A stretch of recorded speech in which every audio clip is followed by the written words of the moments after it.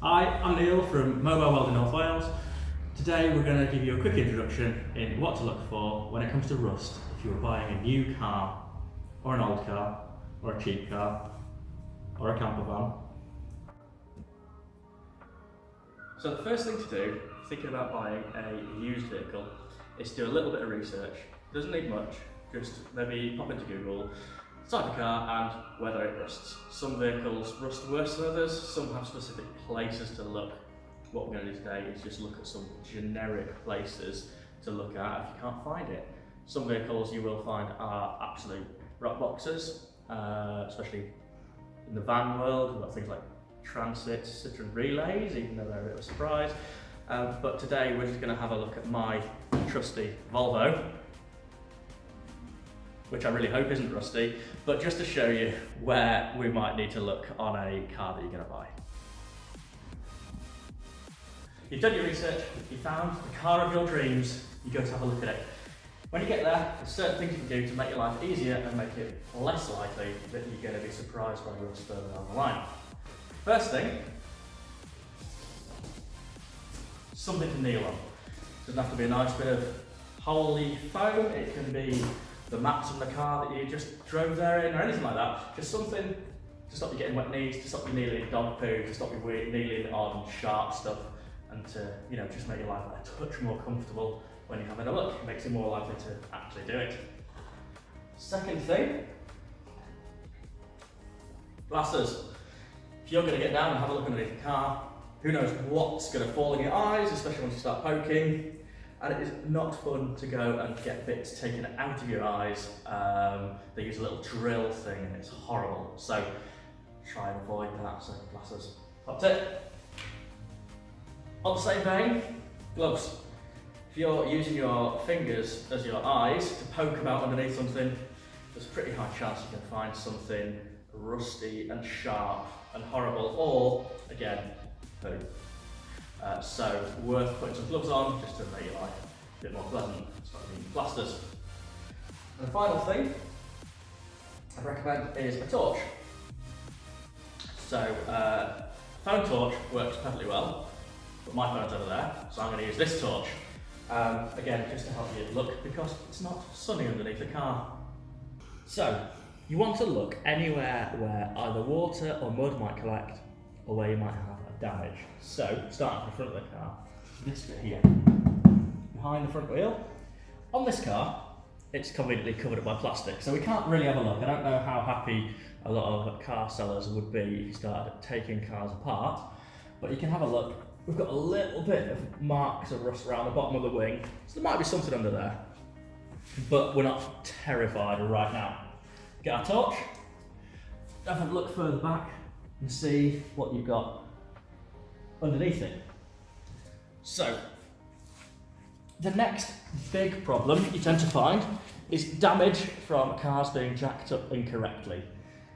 Again, this car has plastic cylinders which hide all sorts of things, but you can see further back that the car looks in pretty decent shape. No breaks in the underseal, nothing like that. And I think some of the leaking engine oil from the front has helped keep it nice and shiny. There's a little bit of damage where it's been jacked up in the wrong place, but it hasn't caused any breaking of the paint or the underseal, so we're not too worried about that. The normal one is where they've been jacked up wrong, and people crush a pinch weld, and then that creates a problem. Whilst you're under there, if you want to have a better look, or you don't want to be lying on the floor like I am, then take your phone, put it onto your trusty selfie mode, and you can put it under the car and have a look at the bits that are this side, and then you don't need to roll about underneath the car. Okay, you might need a torch as well to help you, but that works as a bit of a help, and you've also got a little bit of a, you can play it back and look at it if you want to maybe discuss with the seller about whether that car has been welded or is rusty and you want to do any haggling or anything like that.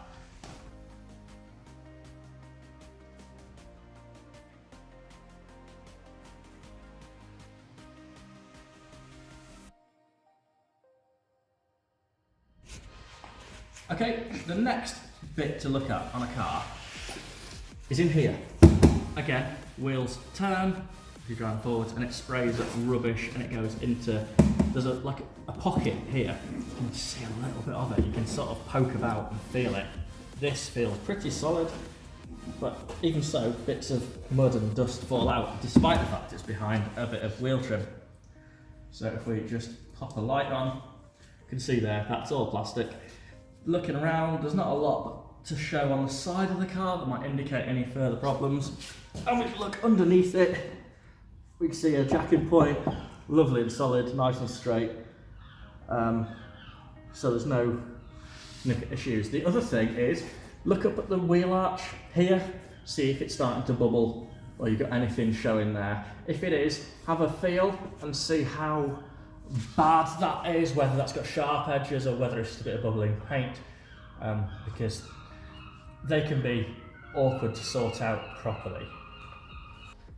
Okay, so the other thing, whilst you're under the bonnet having a look at how beautiful the engine looks, just take a little look inside and further down. So not everything has a problem with this, and you might be doing this anyway to see whether it's been crash damaged, but just take a look around, because again, stuff gets caught under here and it might show a problem, especially look in the area of strut tops. If you can see them, that's a particular problem on some Japanese cars. Okay. This car, the battery's in the boot, but on other cars the battery is in the engine bay. Then also have a little look to see if there's any rot around the battery, because that can be a problem. It's a flat bit, it gets water underneath it, and you can also have battery leaks which will then rust away your battery tray. So that's worth a look. So one thing to say about cars is this: plastic sill cover. They are one of my least favourite things, because the car looks lovely and solid and nice, but you can't see what's under here, and it quite often traps moisture, traps mud, traps dirt, and they actually rust away underneath those sill covers. So if you can, and depending on the shape of the car, the type of the car, it is worth trying to get your fingers round the back of it just to have a feel and see if you can feel anything that doesn't feel like it should do, like it's nice and solid. Okay, maybe give it a little tap, because sometimes rust falls out when you do that, and that gives you a bit of an idea as well. The one final thing I would say is, if you look under a car and it's been very freshly undersealed, be very careful. A lot of the time people might cover stuff, especially on things like off-roaders with the big chassis. They will spray them to within an inch of their life with underseal to cover up some stuff. It's not a problem if you find welding, if you find repairs under there. A lot of the time you go into, make sure it looks neat and it's not such a problem. But just be careful, but at least you've got a better idea of what you're looking for. So thank you for bearing with me whilst Daniel and I make our first attempt at making a useful video.